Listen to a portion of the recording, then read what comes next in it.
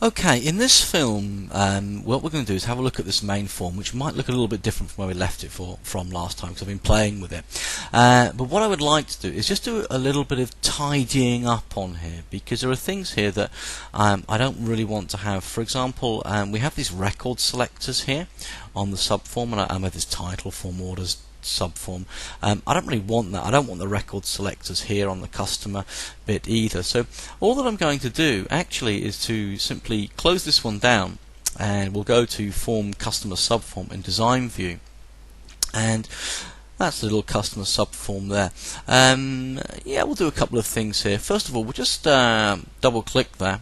I'll do is double click on this little black dot, and we are going to go to format, and what we're going to do is we're going to say record selectors. We're going to say no, don't want any of those, thank you. Navigation buttons, nope, don't want any of those, thank you. Dividing lines, do you know, I don't want no scroll bars either. Let's just go neither to that one. We'll close that one down and close that one down, and it's going to take a moment. It's probably not what I want to save. There it is. Save it, and we'll go back to form order, and what we can see now is that we don't have the ability to scroll through our customers, and that kind of makes sense. If you pick a customer here, Sophie Smith, updates here, but we don't want to actually be able to navigate around on that one, to be honest with you. The same thing applies really to our form orders item sub. I don't really want that title there, so let's just click on it and we'll say bye. That's gone. We'll close that, and we'll press yes, and order item subform, which we're going to design view of that, and again I'll just double click and we'll have record selectors. We'll put no, and navigation buttons, we'll press no, and scroll bars, both, we'll say no, no scroll bars, thank you. Oh, actually no, we might have, we'll leave the vertical in there, just in case someone orders lots and lots of DVDs when they come on one particular visit. So we'll close this down, and we'll say yes, and again we'll have a look at that form, and we kind of now have something that looks a little more sensible. So for example here now, the only way that I can scroll through my database, if you like, is order number 1 is that Sophie Smith has taken out 10, 9, 8 and 0. Order number 2, oh, David Phillips took out nothing at all. Order number 3 was that David Phillips came in and took out 2 and 7. And order number 4, I'm sure you get the idea, quite frankly. A little bit confusing because I've only got 2 customers so far in my table. Maybe I should have added a few more of those in. But what we can see is that we can play around with the designs here. Another nice little touch that I'm going to do by, yeah, let's illustrate it kind of here, is that I don't really want people to be able to edit the order ID and the date, to be honest with us. Let's face it, because the order ID is automatically created and the date, well, it's automatically filled in. It's highly unlikely that someone's going to come and hire a DVD and say, actually I'd like to take this out tomorrow.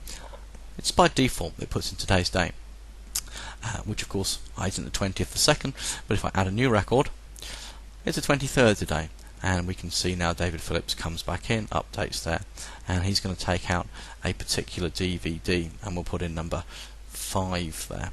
We're going to come back to basically firing up. We're going to make a combo box and fire up what the name of that DVD is. We'll do that in the next film. What I'd like to do really is stop people from editing those 2 boxes.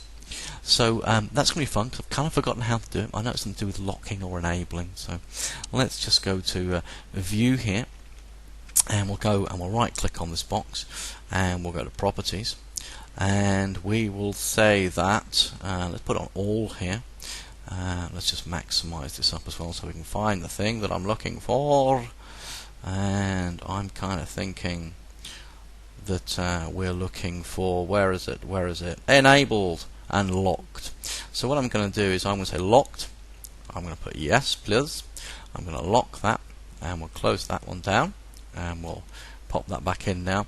And now if I try and change this one to 6, you probably can't hear the beeping. I don't know if you can do it. I can't do anything. It will not let me change this number. And I want to be in the same position here that I don't want to change the date. So let's do that one more time. All I did was right click, Properties, and we need to find All, and we say locked, and we say yes please. We'll lock that one. Let's just try enabled here above that, and we'll press no. on that one and try a slightly different take on this one.